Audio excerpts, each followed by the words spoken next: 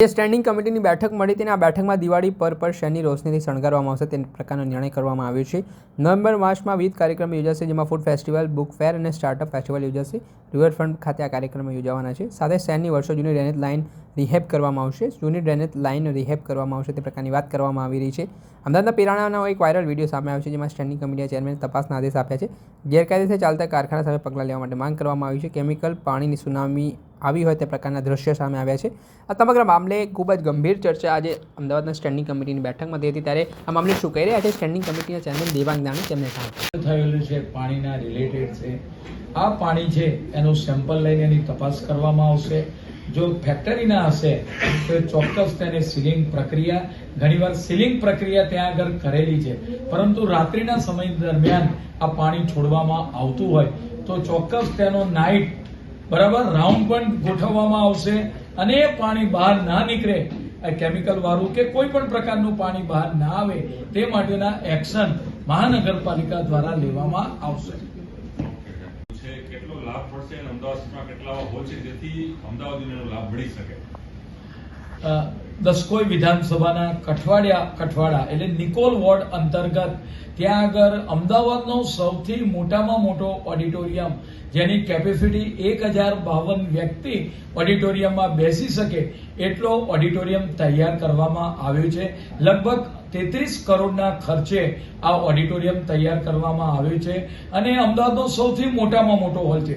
અમદાવાદ મહાનગરપાલિકાની અંદર પશ્ચિમની અંદર દીનદયાલ હોલ, પૂર્વની અંદર આપણે કઠવાડાનો ઓડિટોરિયમમાં આપણે વાત કરીએ, પશ્ચિમની અંદર ટાગોર હોલ, ટાઉન હોલ, પૂર્વની અંદર કુશાભાઉ ઠાકરે હોલ, આમ દરેક ઝોનની અંદર એક હોલ ઓડિટોરિયમ તૈયાર થઈ ગયા છે.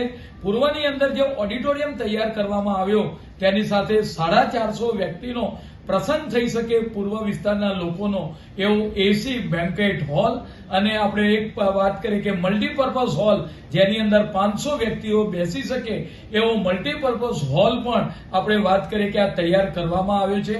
આજની સ્ટેન્ડિંગ કમિટીની અંદર જે આ કઠવાડા ખાતે તૈયાર થયેલ હોલને આપણે વાત કરીએ કે એનું રેન્ટ અને નક્કી કરવામાં આવ્યું છે.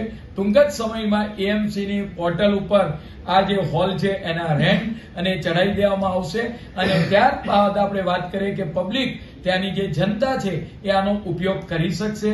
એટલે પૂર્વના પટ્ટામાં આજે મહાનગરપાલિકા દ્વારા આ કઠવાડા ખાતેનો ઓડિટોરિયમ એ મંજૂર કરવામાં આવ્યું છે.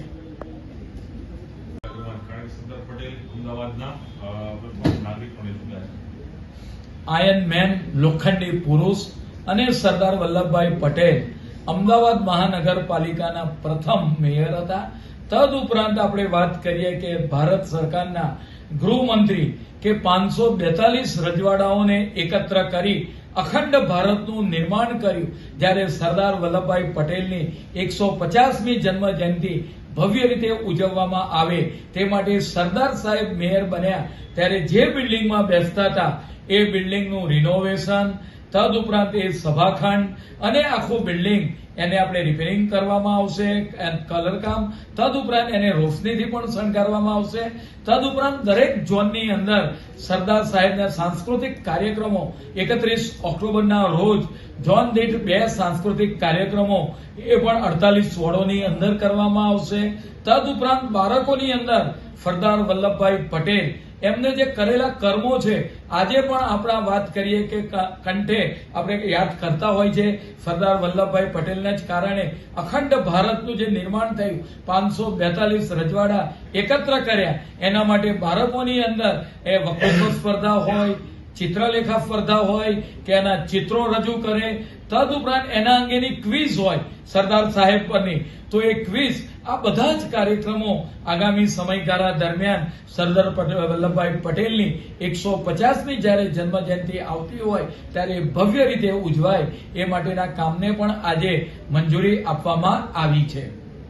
સમયગાળા દરમિયાન દિવાળી, બેસતું વર્ષ, આપણે વાત કરીએ કે તહેવારો આવી રહ્યા છે.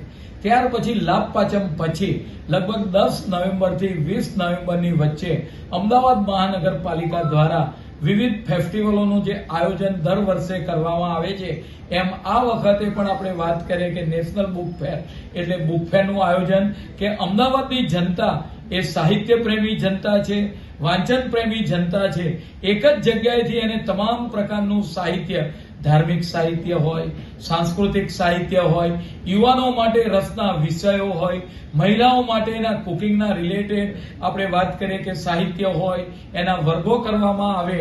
આમ આપણે વાત કરીએ કે દિવસે દિવસે અમદાવાદ મહાનગરપાલિકાનો બુક ફેર છે એ પ્રસિદ્ધ થતો જાય છે અને આવનાર સમયગાળા દરમિયાન 10 નવેમ્બર પછી બુક ફેરનું આયોજન, ફૂડ ફેસ્ટિવલ કે અમદાવાદના જે નગરજનો છે એ પણ આપણે વાત કરીએ કે ફૂડના જે રસિયાઓ છે એમને એક જ જગ્યા પર અલગ અલગ વાનગીઓ મળી શકે એ માટે ફૂડ ફેસ્ટિવલ અને સ્ટાર્ટઅપ આદરણીય દેશના વડાપ્રધાન સ્ટાર્ટઅપ યોજના લાવ્યા કે જે પણ વિદ્યાર્થીઓ પોતે નવું ઇનોવેશન કરતા હોય છે અને એને કઈ રીતે સમાજની અંદર, કંપનીઓની અંદર તેને ઉપયોગી થઈ પડે એ સ્ટાર્ટઅપ ફેસ્ટિવલ પણ મહાનગરપાલિકા આપણે કરવા માટે જઈ રહી છે. કદાચ દેશની પ્રથમ મહાનગરપાલિકા હશે કે જે ઇનોવેશન, આવું જે સ્ટાર્ટઅપ કરતા હશે, વિદ્યાર્થીઓ પોતાની કંપની શરૂ કરતા હશે તો એમના માટે પ્લેટફોર્મ પૂરું પાડશે. અમદાવાદ મહાનગરની અંદર જે ડ્રેનેજ લાઈન આવેલી છે, કેટલીક લાઈન વર્ષો જૂની આવેલી છે. પરિણામે આપણે વાત કરીએ કે એ લાઈન ખવાઈ જવાને કારણે ઘણીવાર તેની પર ભૂવા પડતા હોય છે અને ડ્રેનેજની સમસ્યા, બેકિંગના પ્રશ્નો પણ ઊભા થતા હોય છે.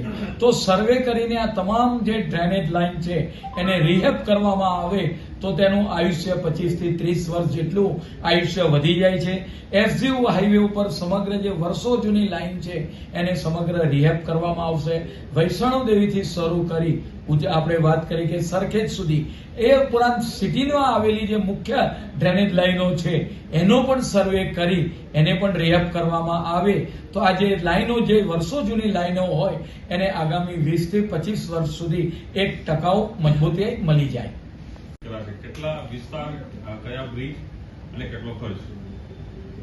અમદાવાદ મહાનગરપાલિકા દ્વારા આગામી સમય જ્યારે દિવાળીનો તહેવાર નજીક આવી રહ્યો છે ત્યારે સમગ્ર શહેરને રોશનીથી શણગારવામાં આવશે. આમાં નદી ઉપરના જે 7 બ્રિજ છે, તદુપરાંત 45 જેટલા અલગ અલગ ઝોનની અંદર આવેલા બ્રિજો, 50 કરતા વધારે સર્કલો, અમદાવાદના હેરિટેજ તમામ દરવાજાઓ છે અને મુખ્ય બિલ્ડિંગો, આ તમામને રોશનીથી શણગારવામાં આવશે. પરિણામે લગભગ 3 કરોડના ખર્ચે સમગ્ર અમદાવાદને આપણે વાત કરીએ કે દિવાળીના તહેવારો દરમિયાન નવું રૂપ આપવામાં આવશે. તદુપરાંત જે રોડ છે, મુખ્ય રોડ 4 રસ્તા, એને ઝીબ્રા ક્રોસિંગથી, તદુપરાંત સાઇનેજીસ, કેટાઈ, આ તમામ બાબતો જે ટ્રાફિક રિલેટેડ જે છે એ પણ આપણે વાત કરીએ કે રોડને પણ એ પ્રક્રિયા એટલે કે સફેદ પટ્ટા મારવાના હોય, બ્લેક અને યલો સેન્ટર વર્કને કલર કરવાના હોય. આમ દિવાળીના તહેવારો દરમિયાન સમગ્ર મહાનગર એક નવું રૂપ ધારણ કરે એ માટેના પ્રયત્નો આવનાર દિવસમાં કરવામાં આવશે અને રોશનીથી સમગ્ર શહેરને શણગારવામાં આવશે, જેની અંદર ઓવરબ્રિજો, અંડરબ્રિજો, નદીના ઉપરના આવેલા તમામ બ્રિજો, સર્કલો, આ તમામને રોશનીથી શણગારવામાં આવશે. દર્શક મિત્રો, એન કવરેજ ન્યૂઝને આપ લાઇક કરી લો, સબસ્ક્રાઇબ કરી લો અને શેર કરવાનું ભૂલતા